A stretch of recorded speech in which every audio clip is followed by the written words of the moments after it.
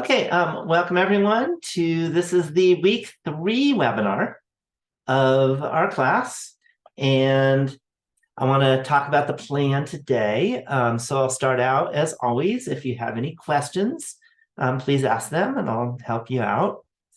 And then after that, we're actually doing 2 chapters today, but don't get scared because they're easier chapters. In fact, the 2 combined are, most people think it's easier than just chapter 3. So we're going to do chapter 4, and chapter 4 is about discrete variables, and we're also going to do chapter 5, which is about continuous variables. So I'll remind you the difference between them. Then after that, we'll look at probability distribution tables. So those are important, and they can be challenging sometimes, but not too bad. Then we'll look at the expected value and the standard deviation for a discrete variable. And we'll see what those means. We'll talk about how to interpret them and how to say, what does the expected value mean? Then we'll look at what's called the binomial distribution. So that's basically going to be how many yes answers are there to a yes/no question. Then we'll look at continuous distributions.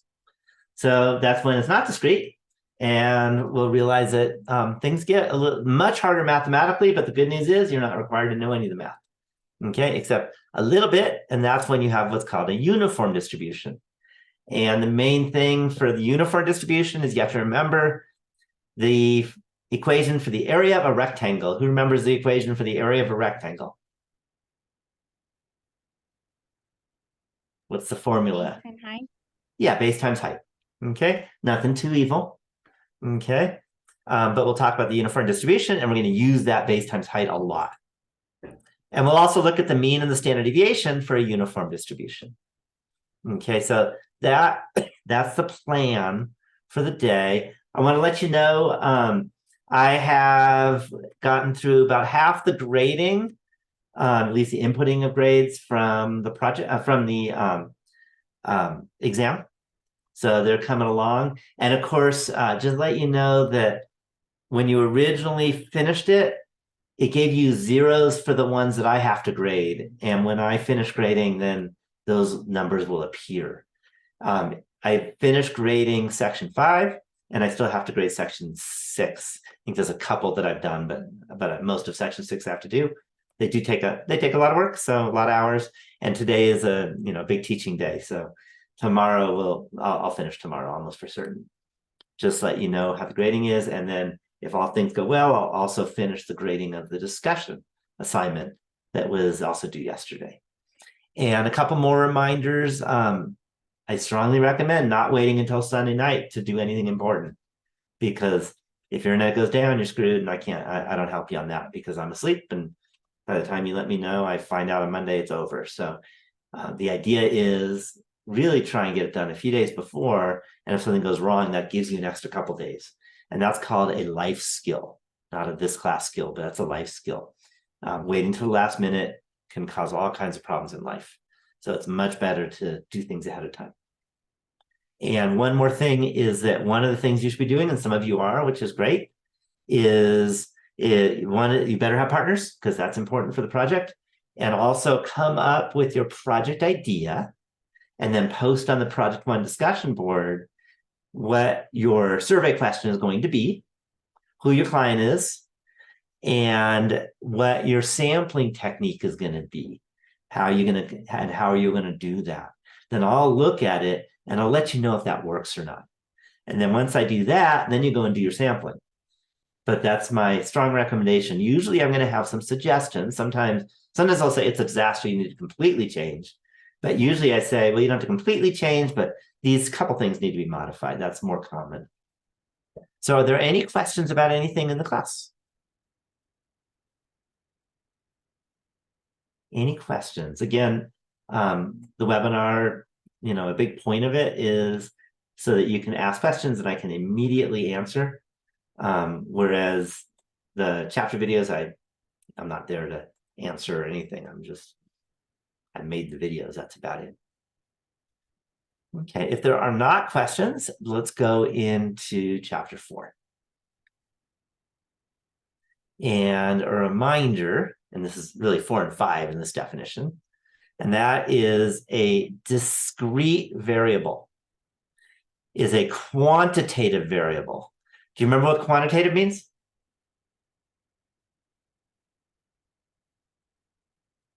Numerical? Yeah, it means the answer is a number. Okay. And there was a question in the chat box. Can you make up a reasonable company requesting the survey? You could make one up, but even better is just find a company. They don't actually, you could pretend they're going to be doing it for you, but there's companies for everything nowadays. Just say it's going to be this company, the head of this company or the manager of this company. Does that make sense? So that's my recommendation is actually, find a company, which is easy. Go online and say, what's a company that does this? There almost always will be one, if that makes sense. Okay, so it's a quantitative variable, which means it's a survey question that has a numerical answer, and the outcomes can be displayed as a list. So you can list up all of the possible outcomes. Okay, and if it's not discrete but it's quantitative, then we call it continuous. The true definition is too hard for this class, so I won't do it. You need to be a math major basically for it, but kind of the idea is right here. Okay, and one main thing is that in the discrete variables that we do in this class, you can always create a probability distribution table. Another thing, and that this is actually grammar, and you may or may not have thought about it, but if you ask how many will there be, the answer to that will be discrete. If you ask how much, it's usually going to be continuous. So that's kind of one little check to see if it's discrete or continuous, is think about which one of those work. Is it a how many or a how much? You don't say how many do you weigh, right? It's how much do you weigh? Okay. But you can say, how many dogs and cats do you have at home? You don't say how much dog and cats do you have at home. So sometimes thinking about the grammar actually helps out. I don't know if you've ever thought about that, but grammar's there for a reason. So let me give you an example. And here's the example. It's a car salesperson gives out a $10 gift to every customer who test drives a car. Okay, this is pretty common actually. Is that you want them to come in and test drive your car, but no one's going to come unless you give them something. So you give a little token gift, and then you hope they might buy it. Okay, let's suppose that 12% of all customers who test drive a car purchase the base model of the car, resulting in a $200 commission for the salesperson. And let's suppose 8% of all customers who test drive a car purchase the deluxe model of the car. And as a salesperson, if you can sell the deluxe model, you make more money and you get a $300 commission. Okay, does that make sense so far? So what do you think? Does this look like a good job in terms of money? What do you think? Any thoughts? Is this a good job or a bad job?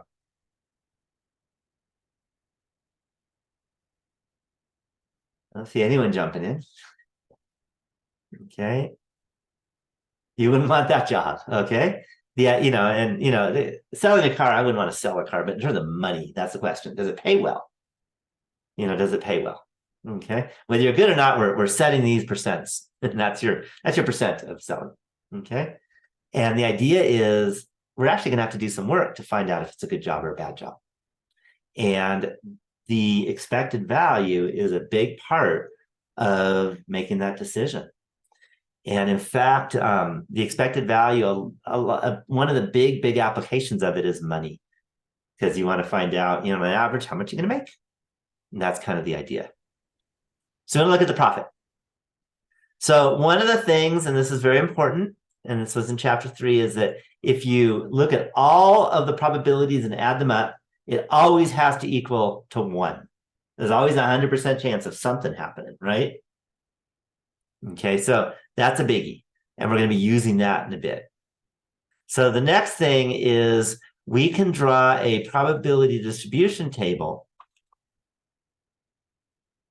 which is a table where one row are the values of X. In this case, X will be the profit values, the different things that can happen for profit for the salesperson. And then the second row will be P of X, which is the probability of that profit happening. And I do want to give you a heads up. Sometimes you use rows, sometimes you use columns. It's usually whatever fits. In this particular thing on this particular page, it's easier to do with rows, but you'll see them in both ways. So I want to give you an idea on that. All right, so let's think about it. What's one of the possible profits that this salesperson can end up with a customer? $200 commission. What's that?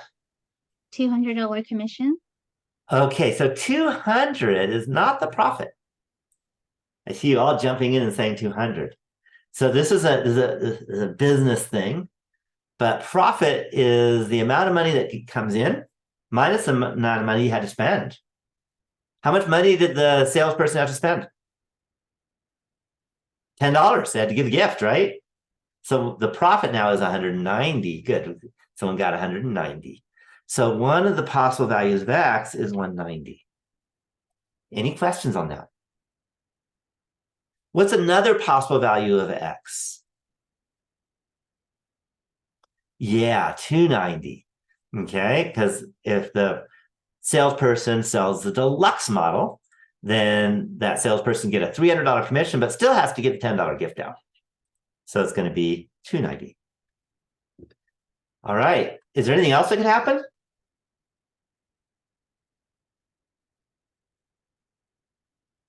Yeah. Most of the time, no person's not even going to buy. Person's going to take the gift and like walk away. Okay, it's not illegal or anything. They're going to do that. And if that happens, the salesperson is going to lose $10. So that's going to be negative 10. Any questions so far? All right, so that can definitely happen. Now what we have to do is we have to find the probabilities of each of these X values. What is the probability, and this isn't hard, of a profit being $190?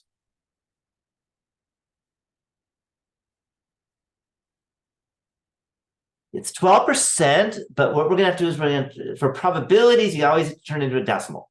Probabilities can never be more than 1. Yeah, 0.12.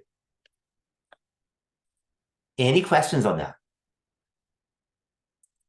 Okay, what is the probability of having a profit of 290?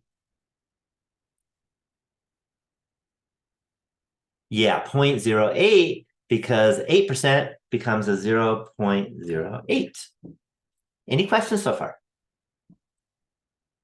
Okay, and then finally, we got to find out the probability of not selling anything, of losing money. And the key is the total probability is always equal to 1. So if we want the probability of losing, you take 1 minus the probability of winning. So the probability of winning is 0.12 plus 0.08, which is 0.2. 1 minus 0.2. Go. 1 minus 0.2 is equal to 0.8. And that'll be the probability of losing $10. Any questions at all on how I constructed the probability distribution table? Any questions? Okay, what we want to do now, what's important is what's going to happen if this person takes a job and becomes a salesperson. And the idea is what matters the most, okay, one of the big things that matter is in the long run, let's say after a month of work, how much money is a person going to make per salesperson on average? Does that make sense? Per person who comes in on average. Okay, now they're not going to know exactly how much per person, but what you can do is you can find what's called the expected value. And that would be, imagine like having this job for an infinite amount of people that you're selling to, then how much are you going to have? Okay, and that's going to be the idea here. Any questions so far? So to find that expected value, what we're going to do is we're going to go to our calculator. Okay, same calculator that we'll always be using for everything but the project. And let's see if you can tell me which calculator number we're going to do.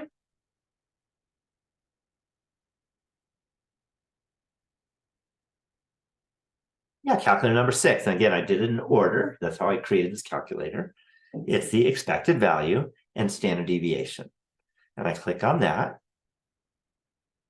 And it says enter the outcome and the probability of that outcome occurring. Then hit calculate. Notice here are their columns, because this works better with columns, it turns out, because sometimes you can have a whole lot. So what our X values are, if you remember, there was 180. You go back and forth. Probability was 190, sorry, 0.12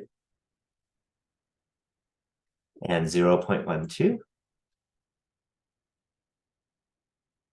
And then we're going to have 290 and 0.08.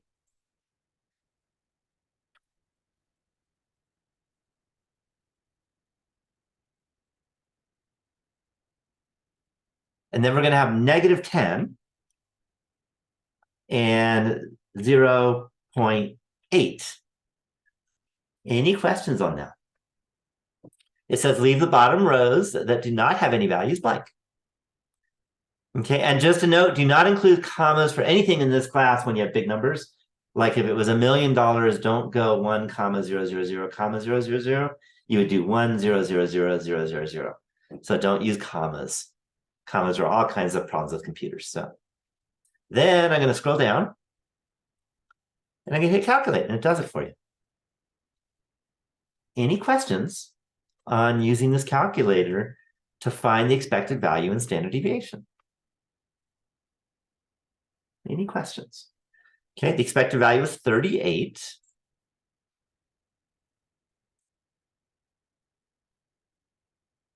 And the standard deviation, we'll get to interpretations in a bit, was, I'm going to go 2 decimals because this is money, and that way it's dollars and cents.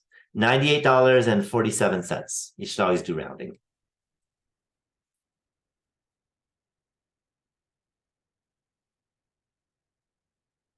Any questions on how I arrived at the expected value and the standard deviation? Okay, so let me give you the template of the expected value. And it's as follows. If many trials are done, then it is very likely that the average of the trials will be very close to the expected value. Okay, so I said some of these louder. I also put some in red. Do you know why I said them loud and put them in red? Any guess? There is a reason. Yeah, they're important. And I want to let you know, this is very important. So write a note of this, is that if you do not use these words when I tell you to interpret the expected value, I will take off points.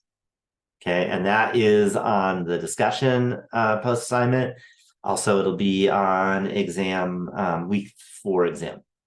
So it's very important that you take notes on this, make sure you got that down. Did everyone write it down? So it's very important that the many, likely, average, close to, those have to be in your write-up when you're interpreting the expected value. Okay? So now that we have that, we can interpret the expected value. And we're not just going to use exactly all these words, because that's not what this is about. It's about car salespeople, right? Selling a car. So what we do is if many, and it's not going to be trials now, it's going to be many customers come and test drive the car. Drive a car. then it is very likely that the average, and what is it the average of? Yeah, average profit.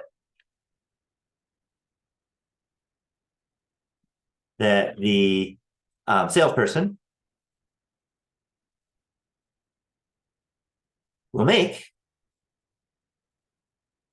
per customer will be close, very close to, and you don't say the expected value, it's $38.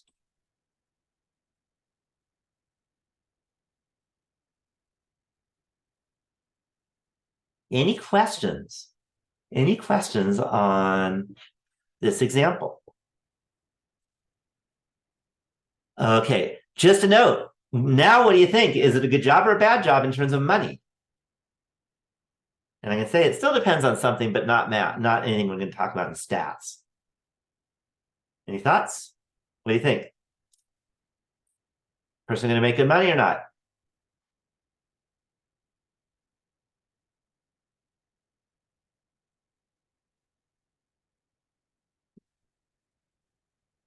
Okay, well, we're about the standard deviation. Standard deviation is different. We're going to talk about like as a monthly salary. So we're going to have many customers. Okay, so the idea here is this is $38 per customer. And the question is, which I don't know, because I'm not a car salesperson. My brother did that once. Is how long does it take to show a customer a car? Right? Or in a day of work, how many customers do you have, or in an hour of work? So if it takes a couple hours to show a customer a car, then this is not a great job. Do you see that? Because that would be, $38 in 2 hours. It's not very good money. Do you agree? Okay. On the other hand, if it only took a half an hour to show a customer a car on average, then that would be 38 times 2, which is $76 an hour. And that's not bad at all. Do you see that? That's how you use the stuff, and using it's important. Any questions so far? Okay, now let's look at the standard deviation, because as I see in the chat box, you should worry about the standard deviation. But one of the things about the expected value is that it says in the long run. So if it happens many times, then you're going to see an average very close to $38. Okay, it's very, very likely. On the other hand, if you only work for, an hour or two, then if the standard deviation is $98.47, you might on the average lose money. So since the standard deviation is high,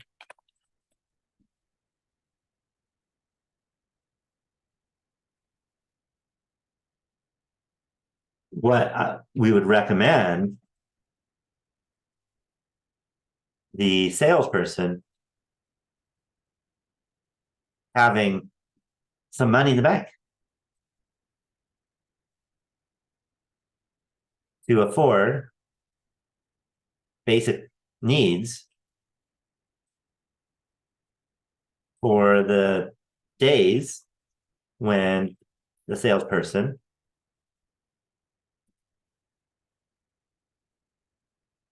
loses money. Any questions on this?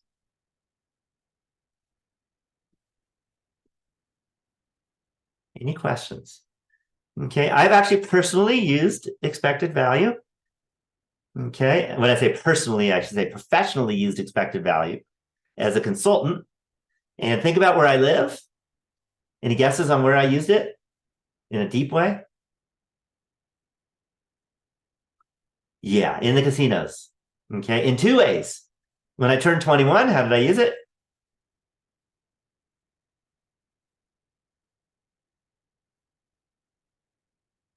Any thoughts? Yeah, gambling, card counting it, blackjack, and the expected value with my card counting was positive, which means that if I play for many hours, I'm going to make money. And I did. Okay.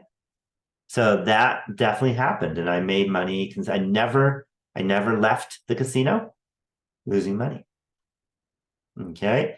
And that those were the old days. Things are a little different now. But that was because my expected value was positive. I averaged 5 cents of a profit for every dollar I played. Okay. There were some dollars that I lost money, but if I played for a few hours, I always made a lot of money. Okay. So that was an example of using expected value. Okay. And again, things were different in those days. I needed to quit. You know why I had to quit?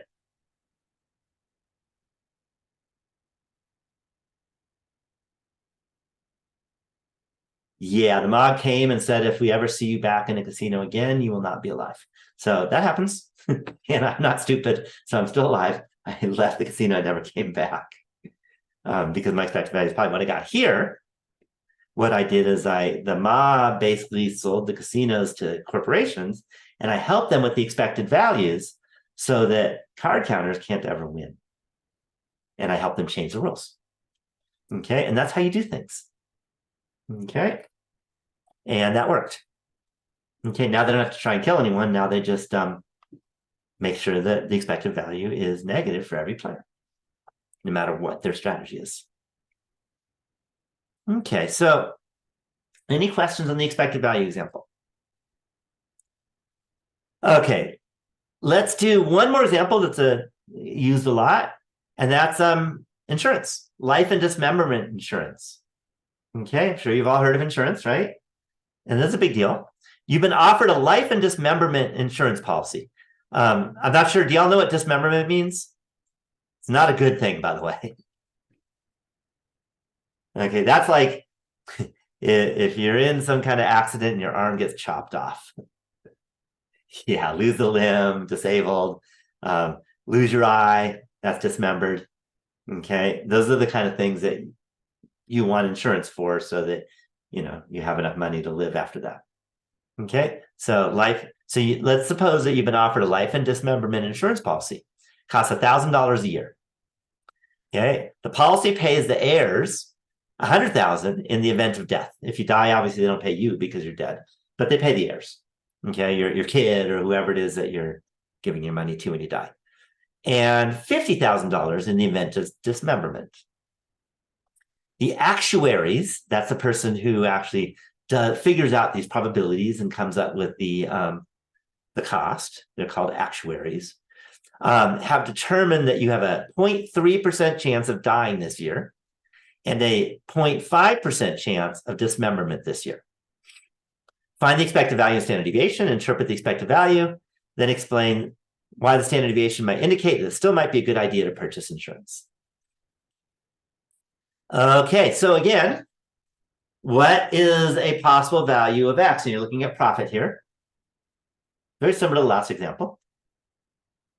Different numbers, of course. Okay, so one is you could die, and then it's 100,000 minus 1,000, which is 99,000. Okay, it's important, don't put commas in. Computer doesn't like it. Okay, and then what's another possibility?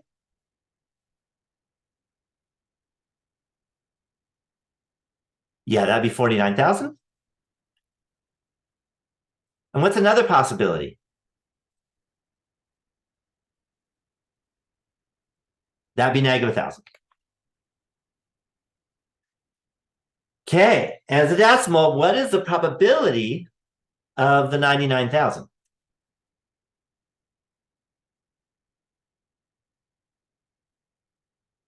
Yes, I want to make sure I show you this because a lot of people make the mistake.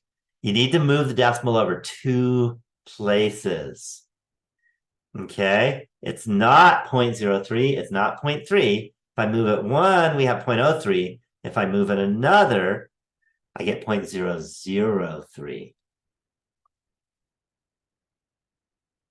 Any questions on this? This is one of the reasons why I gave you another example that looks similar, but it's going to have some extra little nuances. And that's one is how do you change a percent into a decimal? Any questions on what I just did there? Okay, what is the probability of the 49,000? Yeah, that'll be 0.005. Any questions on that? What's the probability of losing $1,000, of a negative 1,000?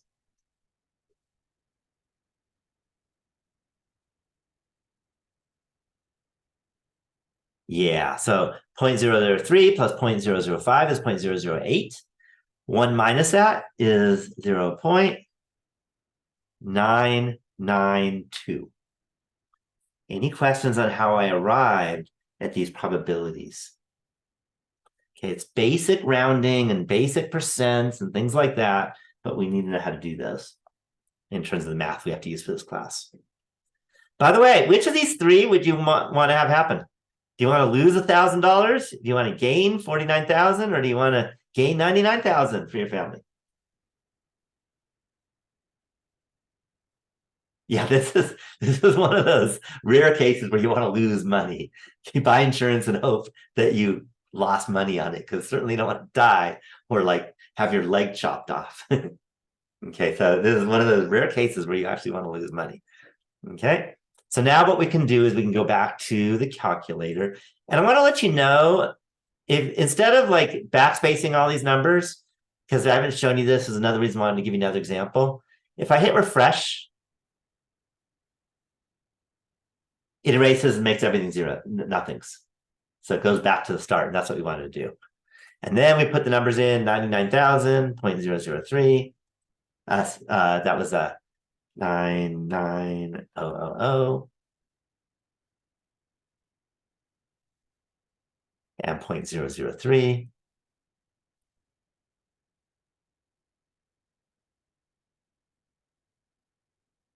And then we had 49,000 and 0.005. We had negative 1,000, and we had 0.992. Any questions so far? And I calculate. All right, the expected value is negative 450.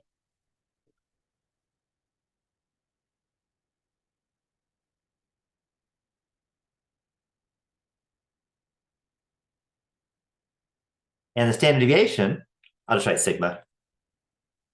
Standard deviation is equal to, let's go nearest dollar, $6,496.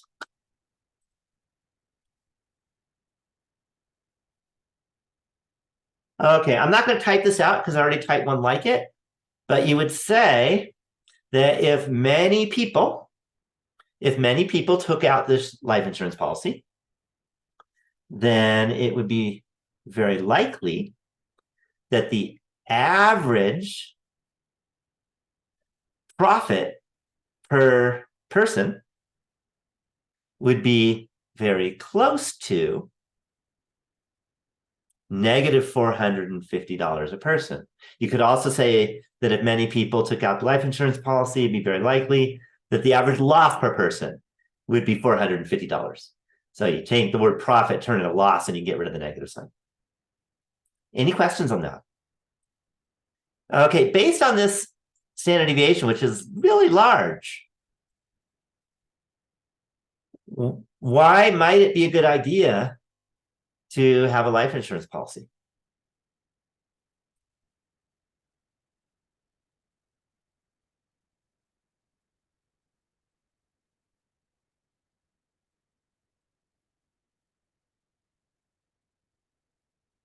I'm not going to get into the whole term and whole life. That's more complicated than we can do in this class. But it's a good question. Very good question. But still, why is it important to make for some people to have a life insurance policy? Okay, the idea is, although these chances are really small, we have a large standard deviation that could happen, and it's a huge difference in money.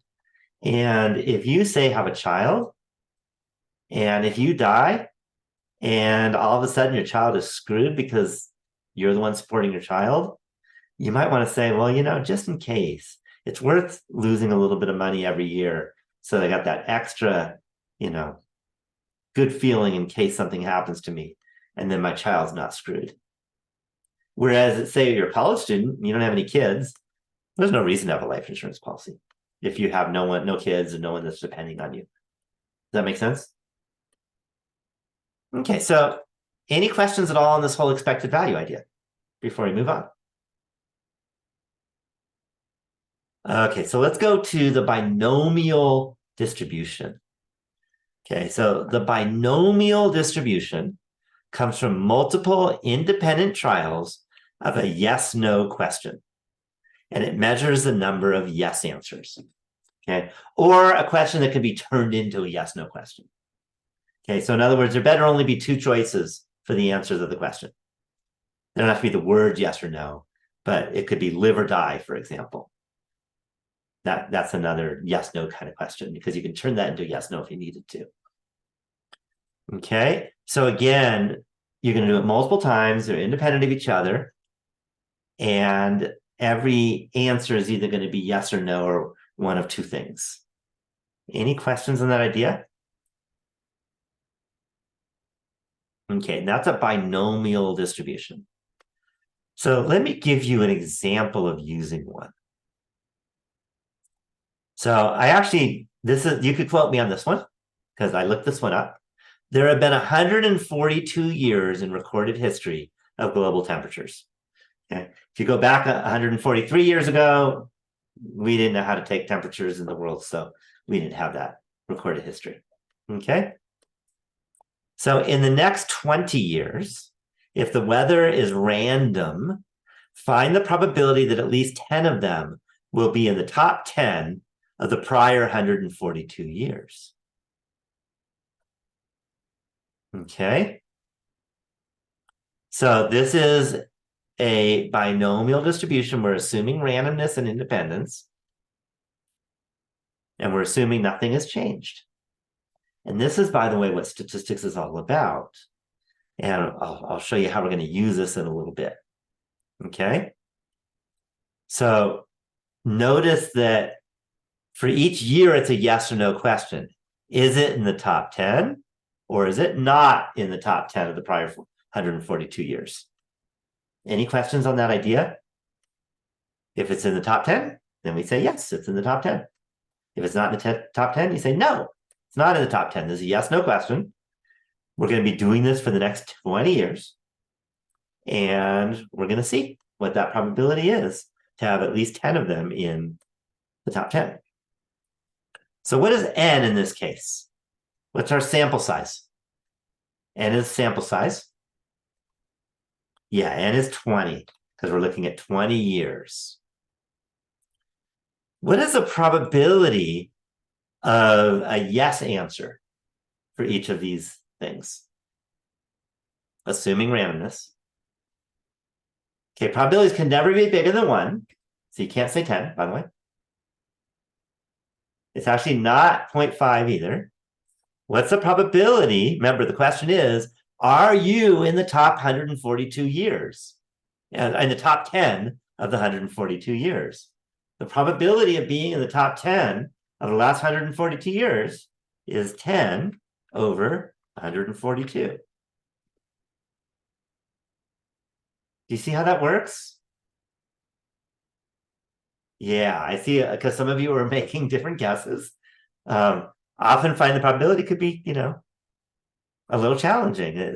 If I show you how to do it, it's easy, but doing it yourself could be hard sometimes. And for the computer, we need to actually calculate that 10 over 142. So by the way, I could just do this, and you can always pick scientific calculator, and you could go 10 over 142. And let's just copy this big nasty number, right? 0.07 or so. And paste it in. Any questions so far?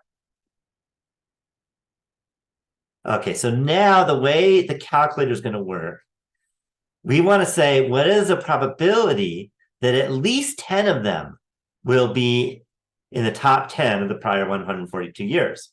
At least 10. What's the smallest number that is at least 10? That's a really easy answer.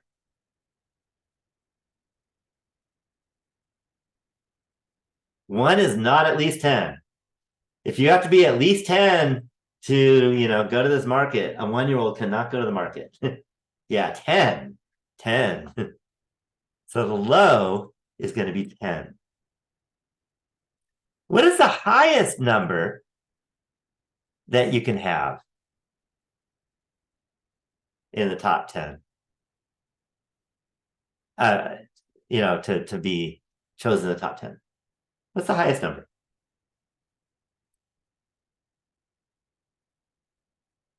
And each year we're going to be looking at the last 142 years. Not one. If you get 10, you can can't get 142 because we're only looking at 20 years. It's 20. Could be all 20 of those. One at a time, we're in the top 10. And we're in the top 10 of 142. Do you see? Any questions on that 20? How many trials, which means what is our sample size? And that's the 20. We already found that. We called that N, but I wrote it as trials, and you'll see why in a bit. And P, we found out that's probability of yes. That's this beautiful number. And there we have it. Any questions on that? All right. Now what I'm going to do is I'm going to go back to the calculator. I'm going to go back to the calculator menu. Which calculator do you think I'm going to use now? Yeah, number 7. It's a binomial distribution. Binomial probability.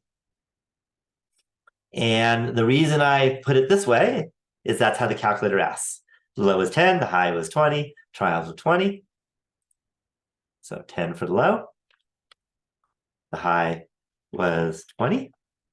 Trials were 20. P was the probability of a yes answer. That was this nasty number, 0.0704225351. Okay.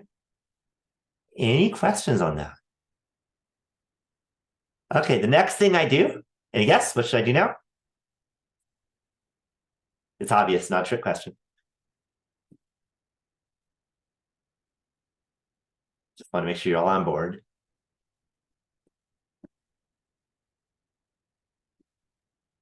Yeah, I click on calculate.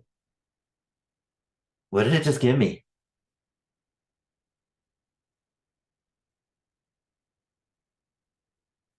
Gave me 0. It's not truly 0, but it's such a small number that it's lower than the lowest number the computer knows as a positive number. Okay, so that probability is very close to 0.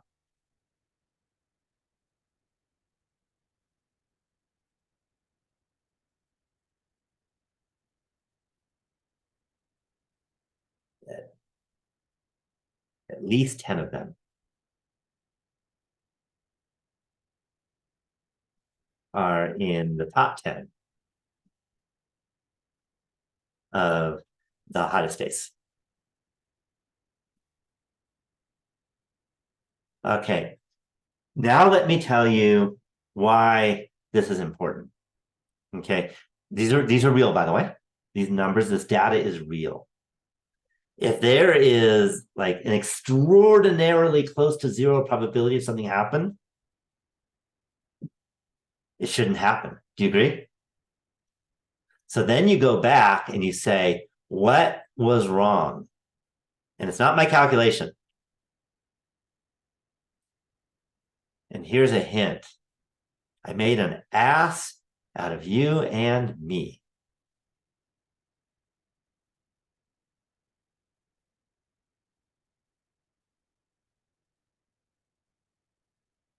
Yeah, assuming randomness. We're assuming that nothing has changed. Okay, so this is actually a strong, statistically significant evidence that we are in global warming. Okay, there's like no question in my mind when you get this probability that is so close to zero, even the computer can't even say what it is because it's basically just zero, which means something is wrong because that shouldn't ever happen, which means this assumption was wrong. So what we're saying is that these 20 years, and in this case, it's the past 20 years, are not random. They're warm because of something. Okay. And then, and this is how statistics works. Statistics, it's all about collaboration. The statisticians do the calculation. The scientists go out and say, well, if that assumption is wrong, what could have made it wrong? And then they went and looked at all kinds of measurements of the atmosphere and the sun and all kinds of things that might be the cause. And the only thing they found that was different in the last 20 years was, you guess? Not a statistics thing. This is a real life thing.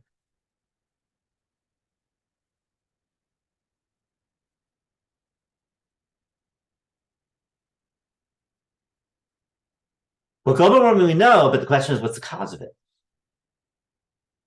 And what was the only thing the scientists found that was any different in the last 20 years compared to that? Actually, the holes in the ozone is only, there's like a little hole in the ozone down south. That's not going to cause global warming. That could cause some warming down at the very southern pole. But actually carbon dioxide increase in the atmosphere. And that they were able to test and see. So that is the only scientific likelihood of global warming is carbon dioxide and methane, actually, too. Those two compounds. Okay, and that's collaboration. The statistics find out that this can't happen randomly, and the scientists find out what could have caused it to happen besides randomness. And they found carbon dioxide and methane. I just want to let you know how science works. This is how science works. The whole point of statistics is not just to do math, but to collaborate so that we can understand the world better. Any questions on that? Okay, so let's do another one. Okay, 38% of Americans feel exhaustion over the prospect of a rematch between Biden and Trump. Okay. By the way, I wrote this a long time ago. I think this has gone way up. We'll just call it 38%. If 15 randomly selected Californians are surveyed, what's the probability that between 5 and 10 of them feel exhaustion? Okay. What would the low be?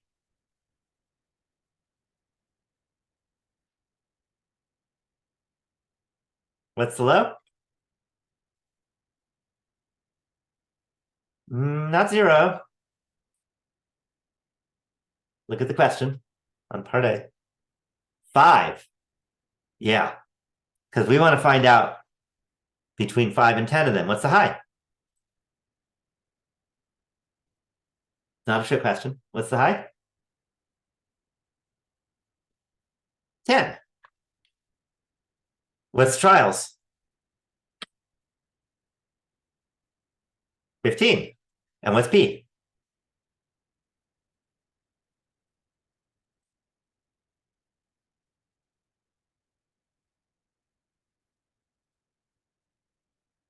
What's P?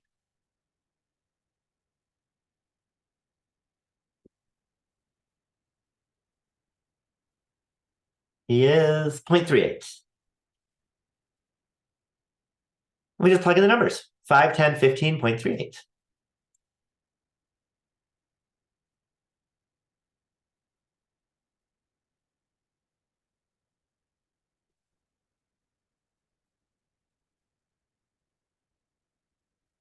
And I click calculate. It's about 72.72% chance. Any questions on how I got that? Okay, let's do the other two pretty quickly. How about at least 6 of them feel exhaustion? I think I'm going to skip that one. I'm going to do fewer than 6 because that one actually has a little tiny thinking. What's the low for fewer than 6? 0. What's the high for fewer than 6?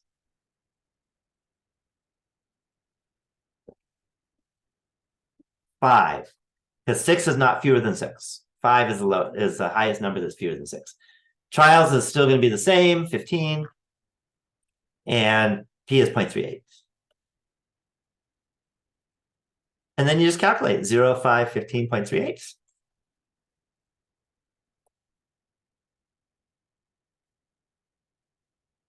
And I get about 46.65% chance. Okay. How about exactly 5 feel exhaustion? What's the low? 5. What's the high? 5. So I want to do this example. If it's ever exactly something, low and high are that number. And I'll just, trials is 15, P is 0.38. That didn't change. And I calculate, and I get about 19.97% chance. Any questions on the binomial distribution? Any questions? Do you agree that these look easier than probability problems from last week? Yeah, and every problem is like pretty similar. They're all kind of the same. You know, you have to, there's expected value and the binomial. They're very different from each other. It could almost be 2 chapters. Just let you know that. Okay, now let's go to chapter 5. We still have, halfway through-ish. So now continuous distribution. Okay. So a continuous distribution, if you remember, that's when you can't even do a probability distribution table because you can't list all the outcomes. It's not possible. So what you do with a continuous distribution is you draw the graph of a probability distribution function. And put in the chat box, yes or no, I have taken calculus. I'm a yes, by the way. I've taught it.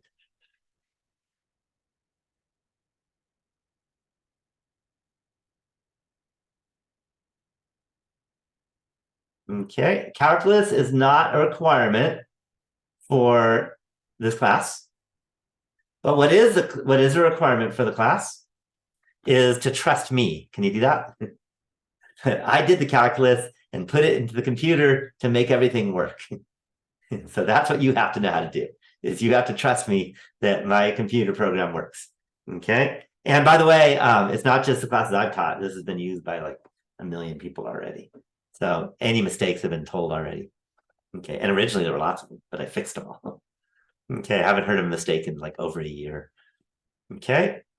So if you needed to find a probability, it turns out the probability is the area under the curve between the low and the high. And I will tell you, at this point, with this picture, you do not know how to find this area. This is actually a normal distribution, and you do not know how to find this. And my guess is that none of you will ever learn how to find this area. Okay, but you can use my calculator or someone's calculator to find the area. But in terms of how to do it like hand, good luck. Not going to ever happen. But we can do this. So if you ever want to find a probability, then you're looking for the area under the curve of this function that's the probability distribution function. So the probability of being between 1.8 and 2.75 for this distribution function is the area that's shaded here. Any questions on that idea? Okay, this is an area you can't find, but there is one area formula that I'm hoping that you all remember. And I mentioned at the beginning of the webinar. What is that the area of?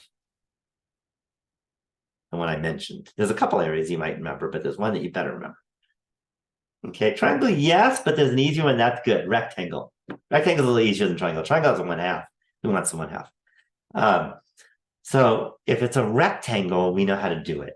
So the examples that we're going to do in this whole chapter basically uses this example so that you can at least do it, even though, generally you can't, but at least we can, because if it's rectangles, we can find areas.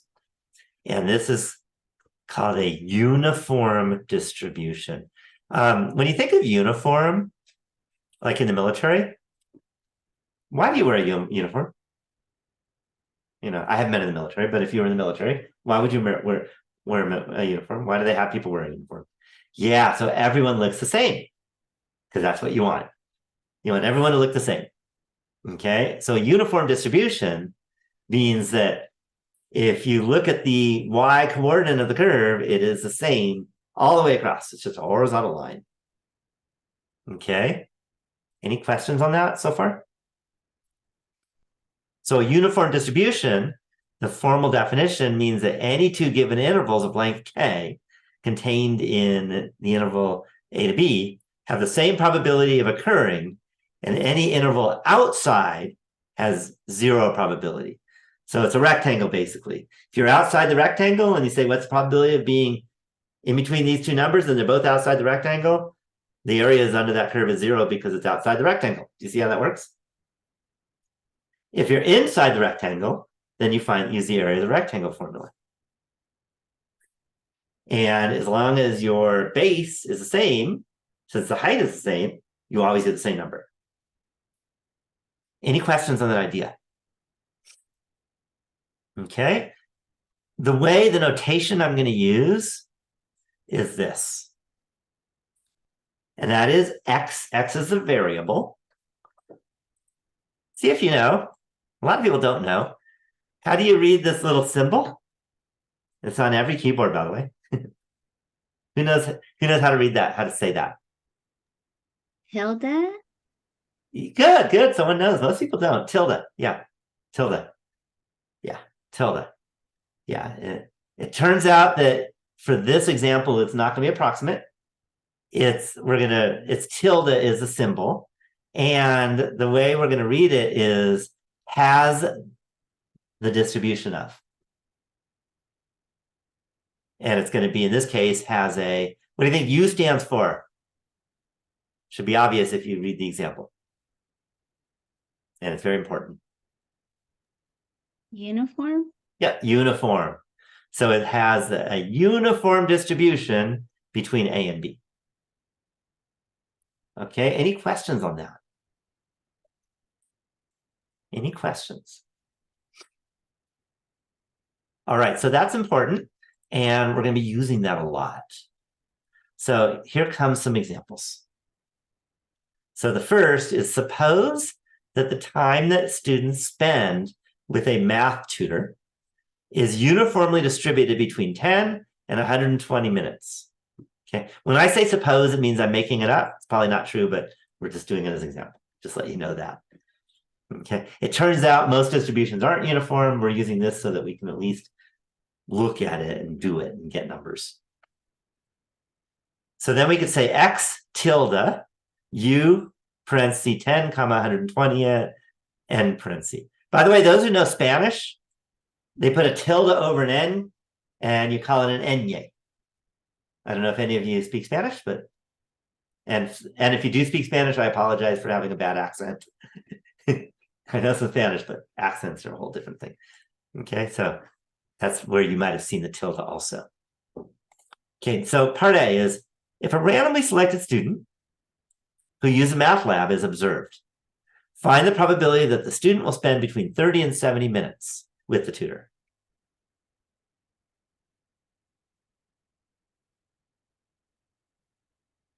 Any questions so far?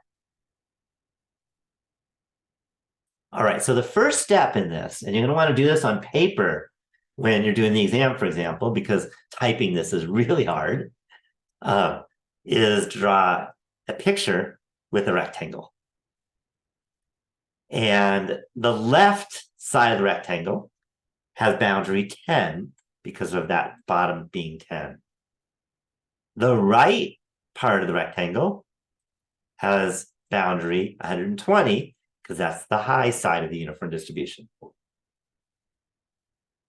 Any questions on that? The height of the rectangle, I'm just going to call it h for now. But we can find h. What is the area of this rectangle?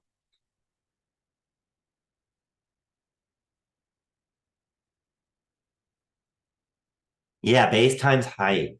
What is the base of this rectangle?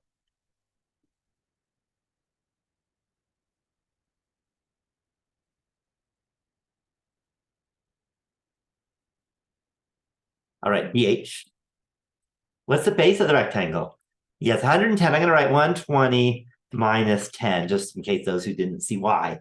That's what you calculated. The height, we don't know. That's H. What is the area of this rectangle?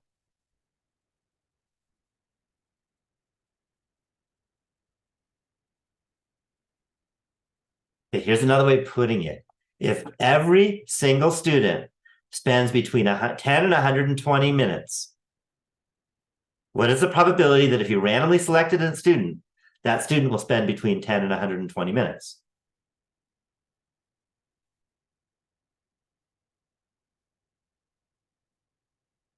Because that's what the area means. It's the probability of being between those numbers. What is that probability? It's very easy. That's a hint. If everybody spends between 10 and 120, yeah, the probability of being between 10 and 120 is 1. So the area is 1. Any questions on that? It's not 0.1, it's 1. Is that clear? So we can say that 120 minus 10 is 110 times h equals 1. And now very basic algebra. How do I get h by itself?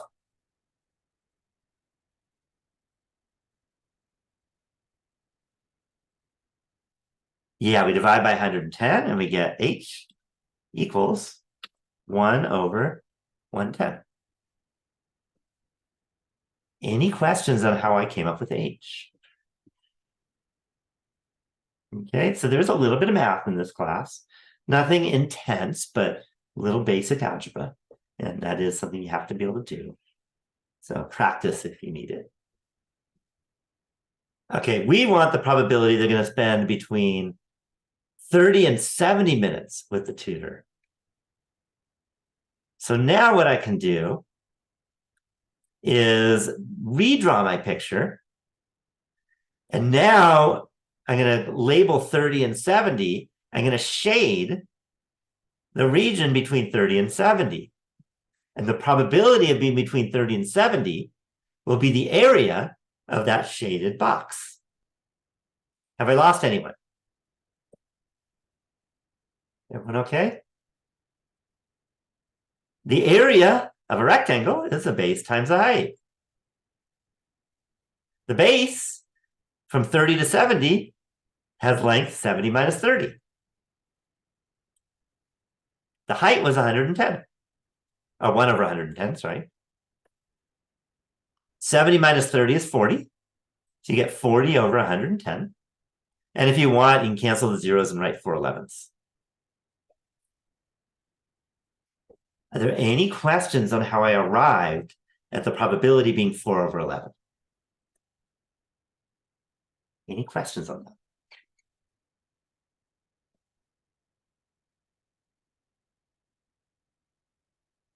Okay, so now the next question. Let's see if we can find the first quartile, Q1, for the time that students spend with the math tutor. All right, now I have a question for you. Who remembers what the first quartile or Q1 means? Yeah, what about 0.25? The first 25% of the data, right? So what we can say is the probability of being at the low to the point Q1 will be 0.25. Do you see how that works? So I can draw a picture. Pictures are really important. Strongly recommend drawing pictures. So I draw my rectangle. Still goes from 10 to 120. Here, I don't know the value of the first quartile. I'm just going to call it X. But I know the area, or the probability, between 10 and X will be 0.25. Anybody lost on that idea? Okay, so now I can use that to find X. because I can say the probability is 0.25. And that's the area, which is the base times the height. Any questions so far? The base, wait, okay, I'll wait. I'm gonna wait and make it a little bigger so you can see it better.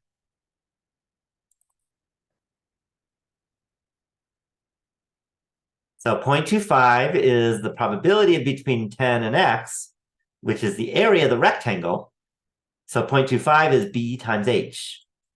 B, you always take the right minus the left to find the base. The right is x, the left is 10. So that's x minus 10 in parentheses. The height we already found in the last part was 1 over 110. There's our h. The area is a percentage. I'm not sure what you're asking there. The area is the probability. And the probability is 0.25. Percentage would be 25. But it's probability, which is 0.25. That makes sense? Yeah, so it's a tough one. It's a tough one. This is the hardest example of the day, by the way. Okay. And then once you have this, now we can multiply left and right by 110. So x minus 10 times 1 over 110 times 110 is just x minus 10. That's the whole point. And then I take the 0.25 and multiply it by 110. Then to get x by itself, if you have x minus 10 and you want x by itself, we need to add 10. So I could say adding 10, I get x equals 0.25 times 110 plus 10. And then calculators are really good for that. Okay, I can do it in my head, but you don't need to. I got 37.5. And it's a good idea to see if that like makes sense. Does this look like it could be 37.5 around here? 1/4 of the way out? Does that look like a reasonable number? What do you think? Yeah. If we had gotten, say, 290, you should worry a lot because that'd be way over there and x is over here. You see? Or if you got 5, then that would be over here and that can't be it. Do you see? So it's always a good idea to look at your answer and see if it makes sense, and it does with the picture. Any questions at all on this example? It's a tough example. And you are required to be able to do examples like this. Okay, so now I'm going to give the last type of problem. I think I'm going to not do any of those. I think I'm going to jump to this. We've done what you needed. Okay, so this is a big theorem. We'll do the example after, so I'm going to drop that. The theorem says if x is uniformly distributed between A and B, so the low is A, the B is high, the high is B, then the mean mu is A plus B over 2. That should make total sense. Because if I look at the rectangle and I want to find the average value of this rectangle, that's going to be the average of 10 and 120, which is add them up and divide by 2. You see that? Remember, mean is an average. So it's just the average of the low and the high. Do you all believe that that makes total sense? Any questions on this? Okay, the standard deviation is equal to the square root of b minus a quantity squared divided by 12. Okay, I will be in shock if any of you can tell me why that's the formula, because you won't be able to. Okay, do you know how I know you won't be able to tell me?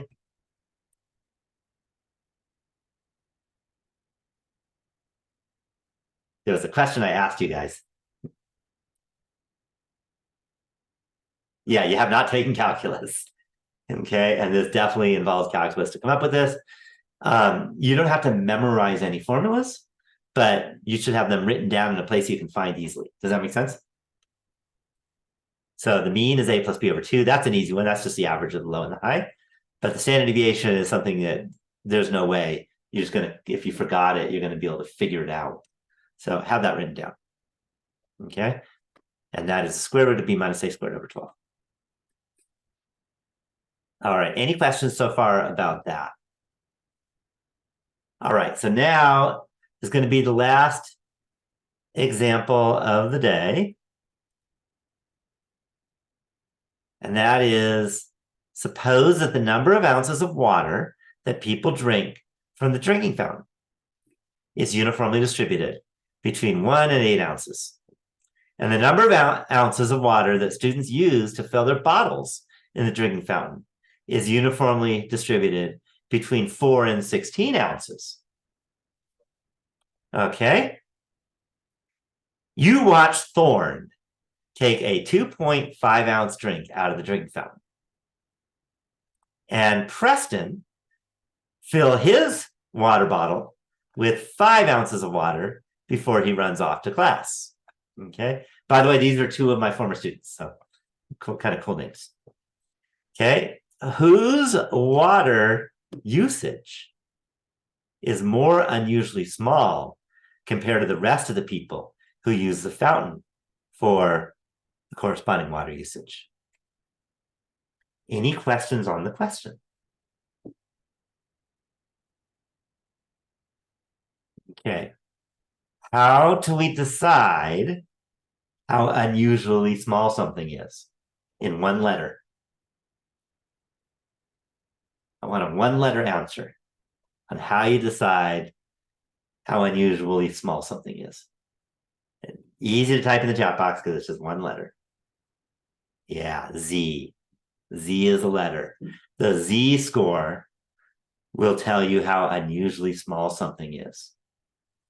Any questions on that idea? Okay, then there was a formula for the Z score.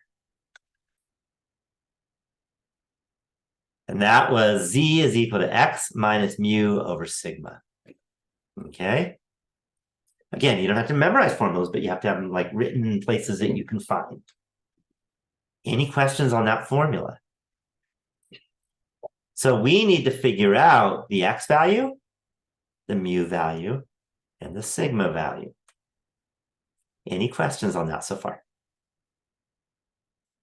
Okay, to do that, it's going to help to write a bunch of things out. Let's start with Thorne. Okay, Thorne took a 2.5 ounce drink out of the drinking fountain. That's Thorne's X value. Any questions on how I took that 2.5 and turned it into X equals 2.5? Because usually that's the hard part of these word problems. To know what equation to use and to know what letters, what numbers to put in the letters. Okay. We need to find mu, and mu is A plus B over 2. Now for Thorne, we look over here, took a 2.5 ounce drink out of the drinking fountain. Okay. Okay, just drank, didn't do, a water bottle. And we know that the drinking fountain is uniformly distributed between 1 and 8 ounces.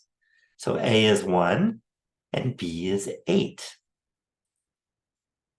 So from the formula, we can put mu as 1, that's A, plus B, which is 8 over 2, which is 9 over 2, which is 4.5. Any questions at all on how I came up with the mean or the mu for Thorne? Any questions?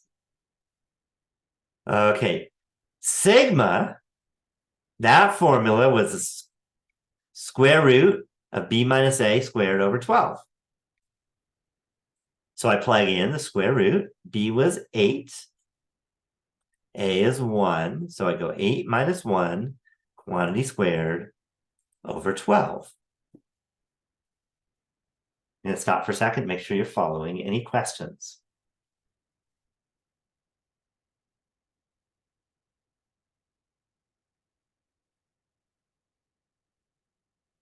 Okay, this is one even I can't do in my head, but I know how to use a calculator, and I put it in the calculator, and I got 2.02.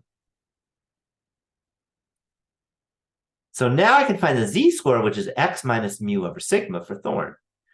So z is x, which is 2.5, minus mu, which was 4.5, over sigma, which was 2.02.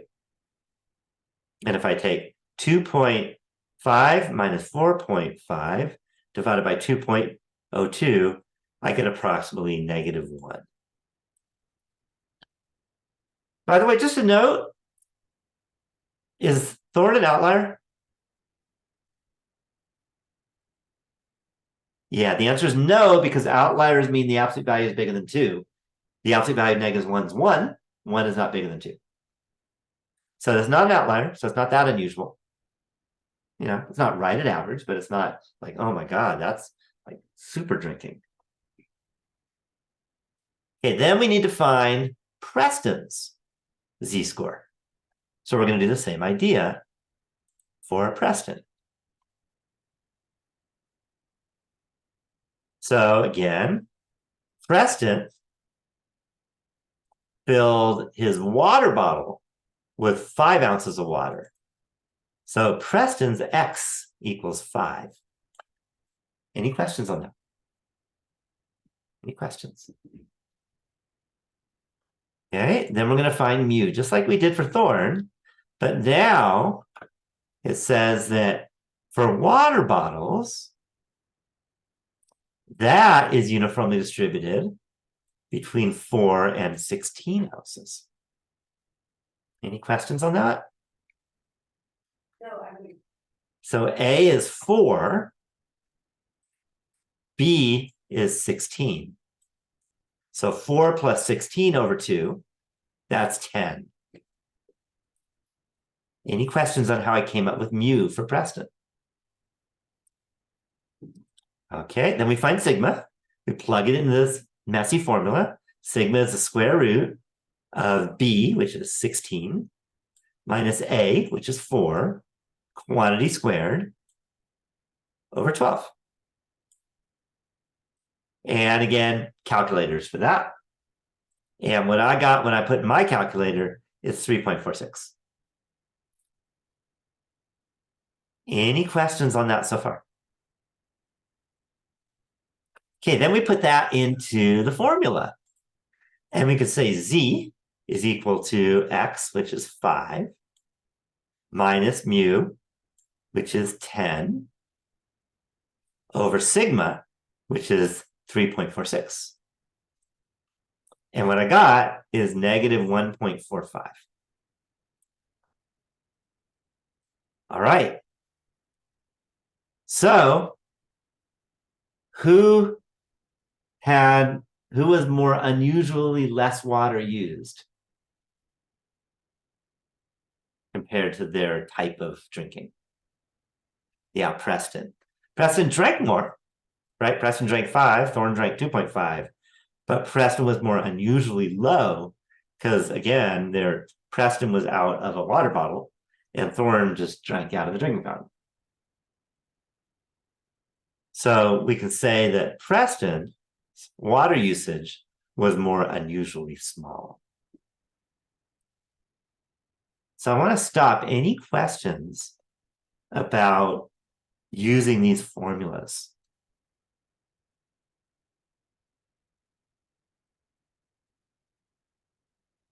Okay, I want to mention 2 things. Chapter 4, there are 2 completely different types of problems. Do you remember the 2 types? Chapter 4, that was the first part. They were completely different. They literally have nothing to do with each other, other than discrete variables. No, discrete is chapter 4, continuous is chapter 5. So there were 2 different types. What were the two types?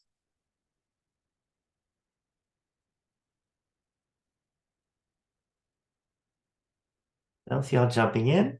Again, this is just a review of what we did today. And I think that's good, important sometime. Okay. So expected value and standard deviation is actually one type. And binomial is the other type. Yeah, so there's two completely different types of questions. Hopefully you agree the binomial didn't look anything like expected value type questions.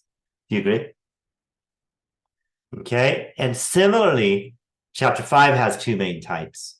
One is using a rectangle to find a probability or a percentile or quartile. And the other, when you have a uniform distribution. And the other is when you have a uniform distribution, you find and or use the mean and standard deviation. And don't they look very different in terms of how we calculate?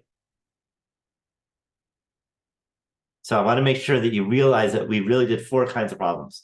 But once you learn those 4 types, you got it down. Because that's it. There's 4 kinds of problems. Okay, just a couple notes is things you may have to do. One is sometimes you have to use the area formula to find the area.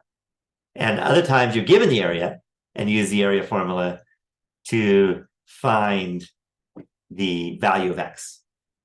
It's the same formula there, base times height, but it's like, which one don't you know? Does that make sense? So that kind of, 2 subtypes, maybe you can call it. Okay, any questions about chapters 4 or 5? What haven't I told you yet? Secret word.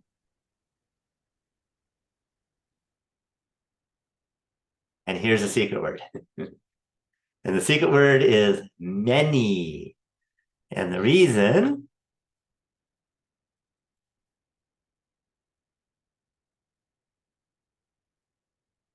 is if you don't have the word many, and by the way, likely, average, and close to, in your answer to interpret the expected value, if you don't have all of those words, I take off lots of points. Okay, write that down right now so that you don't lose points. Got it? And if you're not watching this webinar, you didn't pay any attention to it, then you're screwed. But webinars are important. Don't forget to watch them. Okay, any questions at all before we call it? Last time was longer because we had to do the project. This is shorter because I told you chapters 4 and 5 combined are easier in chapter 3. Okay, if there aren't any questions, then I'm going to do what I always do. I am going to stop the recording.